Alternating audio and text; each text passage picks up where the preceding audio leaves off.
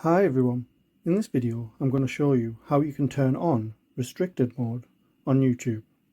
So if you find this video helpful, please give it a like and make sure you subscribe for more useful tutorials.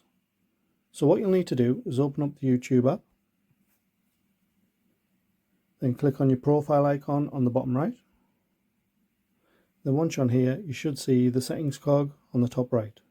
So just click on that. Then you should see general at the top, so select that. And then near the bottom it should say restricted mode.